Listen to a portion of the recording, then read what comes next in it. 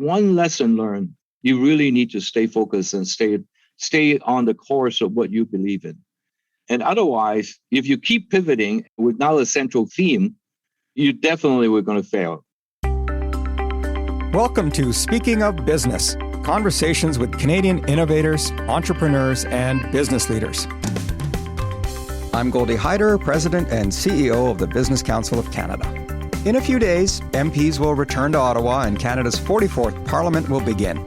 There's a lot of work ahead for elected officials, not the least of which is charting a course for the economy as the country recovers from the COVID-19 pandemic. How has the economic landscape changed during the health crisis? What does Canada need to do to spur economic growth in a post-pandemic world? And do we have the right ingredients that are necessary to succeed? John Chen thinks a lot about the future and adapting to change. As Executive Chairman and CEO of BlackBerry, he's led the storied Canadian company through massive transformation, moving it from an organization focused on hardware to one at the leading edge of software. I wanted to hear his thoughts on Canada's economic transformation. I caught up with him in early November. Welcome to the podcast, John. Thank you. Thank you, Goldy. Well, look, let me just full disclosure here. Like, people in the heydays of BlackBerry thought I was born with a BlackBerry in hand. I mean, these things are inseparable in nations' capitals, I find. And it's such a great Canadian story, but it's transformed a lot under your leadership. But let's talk a little bit about the BlackBerry that people should have a lot of pride in, that they should care about. It's still Canadian, right, John? Yes, very much so. We still headquartered in Waterloo and very close to the University of Waterloo, which is a tremendous long-term partners of ours for over 30 plus years. And, the majority of all our employees are still in Canada. Mm-hmm. And so we're very proud to be a Canadian company. And so Canadians should take pride in the fact that there remains in Canada a global champion, but it's a global champion. You have a footprint around the world still. Yeah, I haven't counted the number of countries, and we do business in Europe, obviously, Middle East. We do business in Asia and quite a footprint in United States. So, yes, we're very global in nature. And we also have one of the pride and joy is we have a lot of, I'm sure we'll get to it, but a lot of industry position that is number one for the Canadian iconic company. Mm-hmm. I still have my BlackBerry Hub, which I love. It's a great invention that allows you to consolidate all of your programs. And, I'm always trying to convince my kids to use it. What should young people know about BlackBerry? And particularly young Canadian people know about BlackBerry. Why should they understand the BlackBerry story? That's interesting. I think BlackBerry has a long history. And like you pointed out, we had a very successful early start in the communication world. You remember before the cell phone, I don't know if you ever used a pager. Yes. Do you remember the pager? It's kind of the badge of honor, I still remember when we're in business, that you have to be somebody important to be able to wear one of these things. And then you get these short messages and all this good stuff. So anyway, Canadian young people should really aspire to how a small startup, literally in a second floor of this little building in Waterloo that became a mega global icon in communication, and especially in the heyday of the cell phone. And then we should also learn our lessons in, how we get this connected to the market and who the principal buyers are. It shifted throughout our history. And then it got us into a little bit of a jam. And I came into the company at that time and tried to restart the company with a different, a much more broader market outlook and participate in a bigger addressable market, so to speak. And I don't want to use a lot of the technical terms. So we have repositioned ourselves doing so. And that journey taking a little longer than I expected. And, that's seen a lot of ups and downs, but has been quite rewarding. The company is in a very good position today, very strong financially, and back to being able to grow and reconquer the world, so to speak, again. So I think in there's a history in technology evolution, the history in marketing evolution, and there's also a history in industrial evolution. So lots to really learn from. Well, it's a turnaround story. It's a story of finding your way. It's a story of survival. I was with our mutual colleagues, Eric Martel, the CEO of Bombardier, and you kind of think about he had to do a similar thing. You have to make some choices. You have to pick some lanes. But it shows what you and he have been able to do as leaders is to do exactly that. Pick a lane and be the best at it. Yeah. Sometimes it's a little bit more difficult. Sounds easy, but hard to do. There has been anxious moments. So anyway, yes, you're correct. So you mentioned anxious moments. I mean, one of the things that, when we think about BlackBerry and so many others is there's this perception sets in that Canadian startups, and particularly, in the last 10, 20 years here, that they need to move from Canada to be successful, that they get wooed away from Canada. Do you believe that's the case? And if it is, what do we need to do to encourage more BlackBerries, if you will, to stay in Canada and grow in Canada? Really good question. And I'm afraid the answer is not as simple as a couple of statements, but I do see that. I do see how you mentioned it and what you identified. I think this is certainly a multi-party solution. Part of the solution needs to come from the government policy. And that, by the way, involve immigrations, talents, retraining, the whole thing. And also very much need to focus on how to help Canadian company being successful overseas. If we have time, we'll get back to that topic. A big part of it is to do with the financial markets. And Canada, unfortunately, do not have risk-based money, so to speak. The venture capitalists, for example, are not, the market is not as vibrant. And maybe there's something that somebody could take a look at in the rules on the TSX. And maybe there's some inbuilt cultural factor that not to take the risk. But let's strip it to the positive side. Canada has enormous amount of talent. In this world, if you look at why the China rises, for example, why United States could be falling behind in some areas, it's not a lack of innovation, it's a lack of talent, it's a lack of people who actually get the job done. And so talent training is very important. So I hate to see a constant exports of Canadian talents. And that's a different, much broader subject matter. But so there are the market factor, there are the risk-based money factor, there are the risk-reward factor, and there are the government policy that augment it.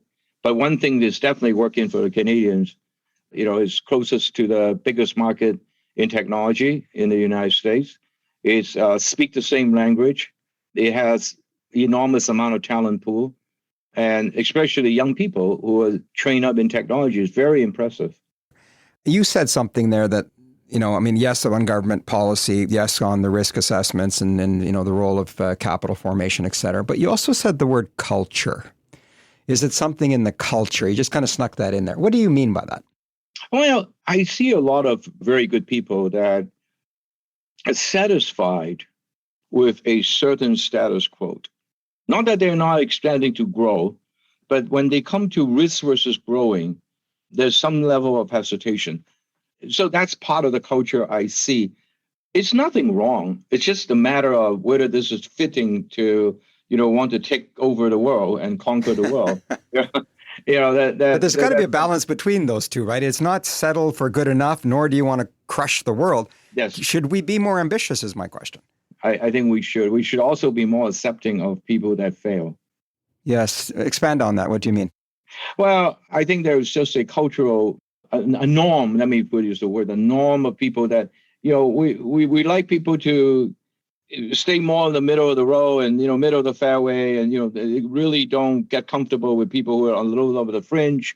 And this is more so than other culture that I have interacted with. I myself spent a lot of time in Silicon Valley. Now, Silicon Valley may be a flip side on the, extreme on the other side. Mm-hmm. A lot of risk taking and so forth. But, Silicon Valley world, in a venture capitalist world, the people are more marketable if they have failed before, because, they don't want to put money behind somebody who actually doesn't know how difficult things are. So as you pointed out, probably don't want to go extreme on either side. And I would strongly advise that we have a little bit more of a risk-taking culture in Canada.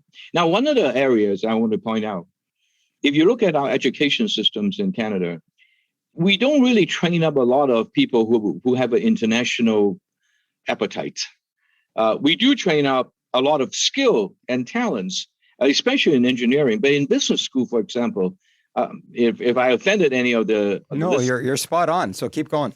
If I offended anybody, I apologize up front. But if I want to find a VP of global marketing of some sort, Canada doesn't have a lot of pool for us to pick from. And I really encourage on the educator side that focus on maybe more of an international, a global curriculum of sorts. And that will really be helpful. We need more talents or more business. Technical talents are great, but we need to complement that with business talent that are not just financial, somebody who knows, income statements and cash flow. Yes, we very much need these people for sure, but we also need another group of people that do global marketing.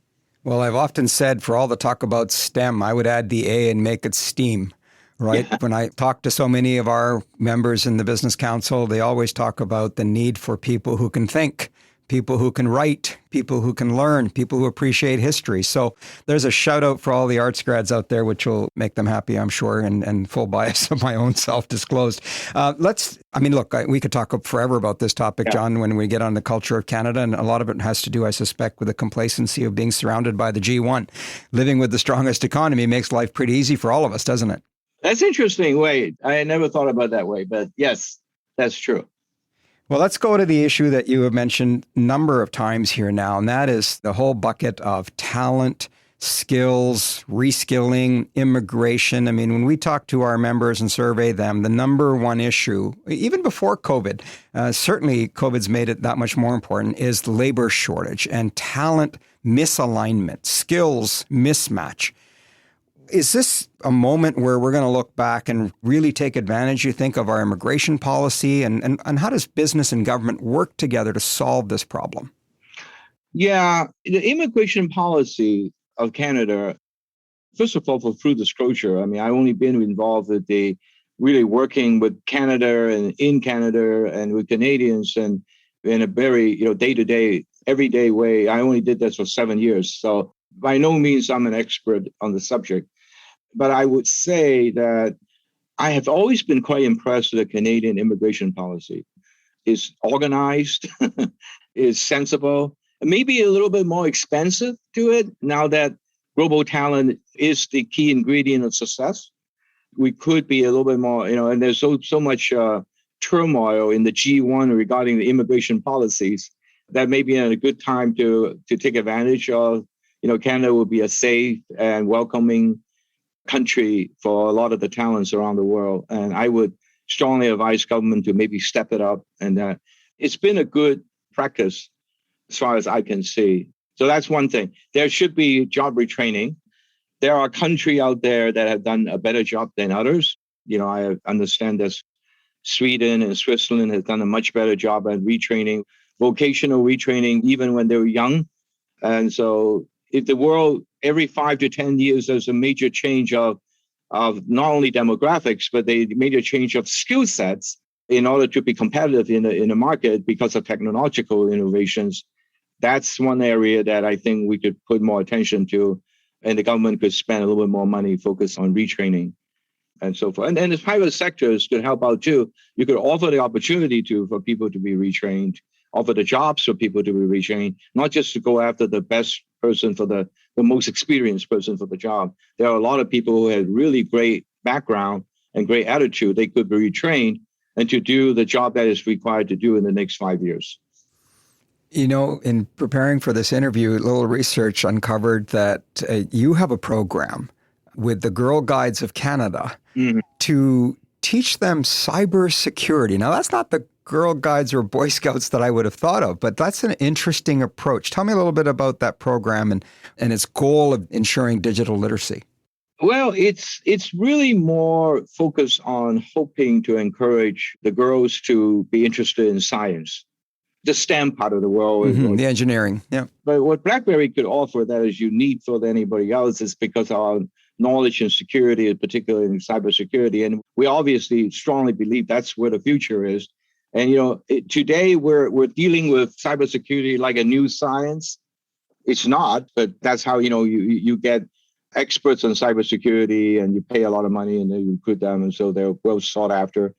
In about 5 years, 10 years, I think everybody that comes out of school, they already have some very basic good knowledge of cybersecurity, and we want the Girl Scout to have that opportunity to maybe start a little earlier. So it will become part of their lives going forward. You like it or not, it's going to happen. So equip them to that. It's a great program. And here too, I want to ask you, do you see that in other parts of the world from the education perspective? You talked about the importance of the education system. I believe Japan is teaching their middle school kids AI. Are we adjusting fast enough? You just mentioned change could happen every 5 to 10 years. That's a lot of change if you just went to school. Oh, we go back to the point earlier, which was what could government do? And I think government and private sector could really collaborate to create this massive training program just to expose our people, young people, particularly, the possibility of technology. You think about AI and modeling, the advances are there, and the speed of advancement is mind-numbing. I mean, you're behind. And so, again, this is part of their lives. It will be part of their lives. It will be part of all our lives. AI particularly, and modeling and threat detection, enhancement, recovery, and the list just goes on. You've talked a lot about government, and we talk a lot about government and the relationship with the government on this podcast. But I want to ask you about the role that we can do without government. What can businesses, private sector, if you will, and universities and colleges and polytechnics do to sort of provide that labor force that you're looking for? The one thing that really impressed me is the talent pool coming out from university in Canada. I said it in the beginning of this podcast. We had a very strong co-op program with University of Waterloo and other universities, but University of Waterloo in particular. We literally have 400 or 500 co-op, full-time co-op students in our shop helping us every day. And it's a very important part of our workforce for productivity. And they have a great experience. We treat them just like a normal employee. And we're very fortunate to be able to retain most of them when they graduate. And so I think more of these programs, and it's already a good program that is known pretty much not only countrywide, but worldwide. It's certainly very well known in the United States. So this model, I congratulate whoever came up with this model, whether it's University or Waterloo or some private sectors or government, whoever it might be. It's really a fantastic program. And we should do it all across Canada and even beyond, but all across Canada for sure.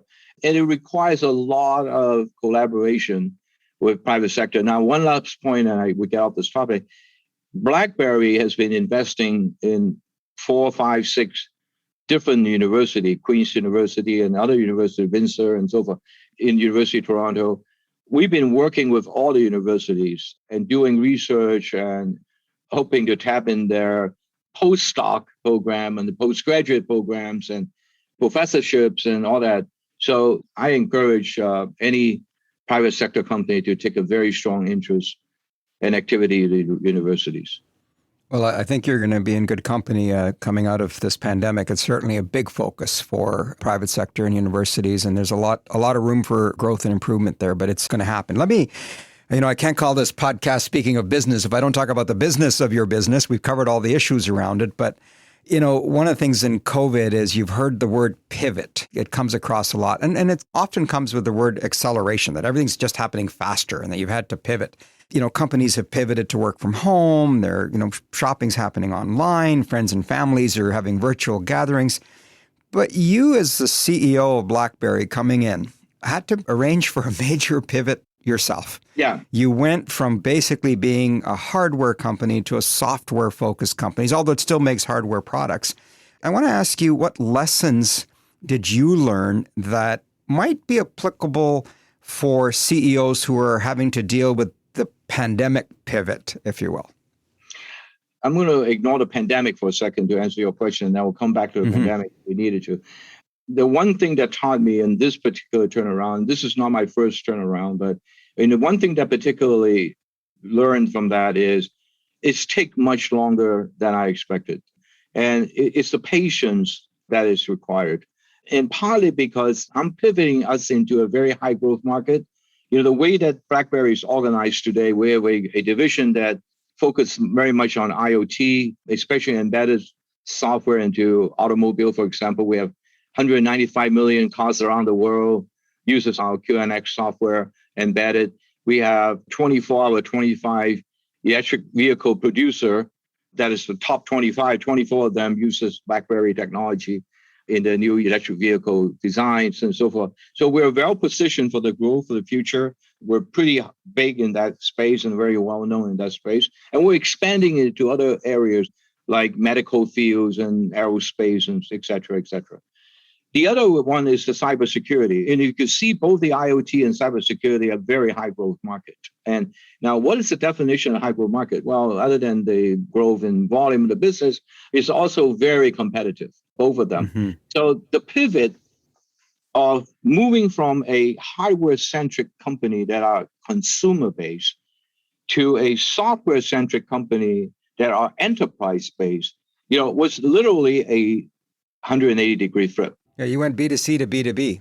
Exactly. And we went from hardware to software and so forth. We kept our core focus on security, safety, now expanding it a little bit and functionality. So now, because of the two high growth market we identified and we could play in, and we're playing in it, there was a tremendous amount of competition. So we not only have to pivot this one big strategy, we have to keep pivoting in small steps to anticipate what's coming down the pipe. And sometimes we're successful and sometimes we're not. But one lesson learned, other than the patience, you really need to stay focused and stay on the course of what you believe in. And otherwise, if you keep pivoting and without a central theme, you definitely were going to fail, or at least have high chance of failing. That is a number one learning that we should have. And we have kept very focused on the lane that we're on. And despite of the fact that, competition, we would feel that like a little bump on the road, basically. And so we keep pivoting, small pivot, within the big pivot, if that makes sense to you. But you needed shareholders to go along for that ride with you, so they had to have patience too. Yeah, I am very fortunate that we have tremendous support of the shareholder base, at least till now. Maybe after they listen to the podcast and say, well, no, I was going to say, I don't want to be responsible for that. You've done a great job, John. It's been a real joy to speak with you. So throughout this season of the podcast, I've been asking everybody the same question. What is one big idea, just one big idea that you think could help transform Canada? I know you're going to ask a question like that. And so not being from Canada, I've done a little bit of research, and amazingly, Canada already had a lot of transformational ideas. We just need to follow through with a lot of them. For example, in 2016, there was an idea of clustering, create super clusters of skills and common vertical businesses.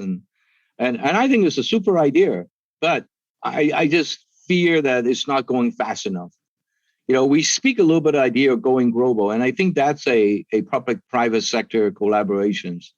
We speak about the idea of retraining our people, the entire population, to a higher skill level that are more relevant for the future, whether it's in the AI world, whether it's in the cyber world, and so forth.